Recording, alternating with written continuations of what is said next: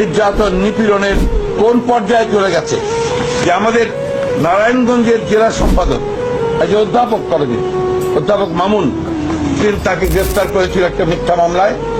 তাকে কোর্টে নিয়ে এসেছে গতকাল, কোমরে দড়ি বেঁধে তাকে কোর্টে নিয়ে এসেছে, যেটা একটা অবিশ্বাস্য ব্যাপার। একজন অধ্যাপক তাকে কোমরে দড়ি বেঁধে নিয়ে আসা হয়েছে। যখন তিনি আপত্তি করতে বলছেন তখন তাকে থাপ্পড় মেরেছে, পুলিশ কনস্টেবল। এই পর্যায়ে চলে গেছে উদ্ধত্ত। বাট আজকে পটুয়াখালীতে দেখলাম শহরটা আমার কাছে খুবই ভালো লাগছে, খুবই নিট অ্যান্ড ক্লিন এবং খুবই সুন্দর। যদিও এই পটুয়াখালী আমার জন্য দ্বিতীয়বার আসা, বাট একবার যে আসছিলাম হয়তো 7-8 বছর বয়সে, আজকে থেকে হয়তো 60-65 বছর আগে। সেই সময় পটুয়াখালী হয়তো কোনো কিছুই মনে নাই, বাট আজকে পটুয়াখালীতে দেখলাম শহরটা আমার কাছে খুবই ভালো লাগছে, খুবই নিট অ্যান্ড ক্লিন এবং খুবই সুন্দর।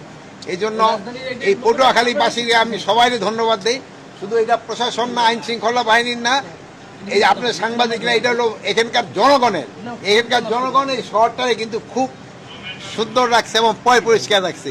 এই জন্য যদি আমরা বলি, এটার জন্য আপনারও ধন্যবাদ পাওয়ার যোগ্য এবং এখানকার জনগণ, প্রশাসন এবং আইন শৃঙ্খলা বাহিনী সবাই ধন্যবাদ পাওয়ার যোগ্য।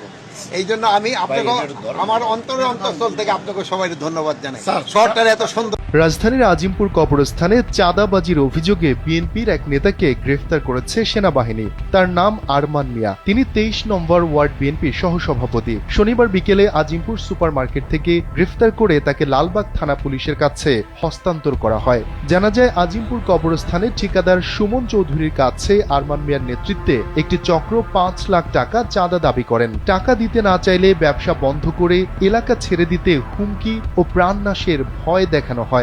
গেল 26 অক্টোবর বিকেলে চক্রটি ঠিকাদার সুমনকে গালাগালি করে ও হুমকি দেয়। পরে সুপার মার্কেটের নিচ তলায় আরমানের অফিসে নিয়ে গিয়ে মারধর করে। এ ঘটনায় কয়েকদিন ভয়ে ঠিকাদার এলাকা ছেড়ে থাকতে বাধ্য হন। এরপর পরিবারের সদস্যদের পরামর্শে কয়েকদিন পর থানায় একটি মামলা করেন সুমন। লালবাগ থানার ওসি মোস্তফা কামাল খান গণমাধ্যমকে ঘটনার সত্যতা নিশ্চিত করে বলেন, এই বিষয়ে মামলা হয়েছে, পরবর্তী আইনানুগ ব্যবস্থা প্রক্রিয়াধীন রয়েছে।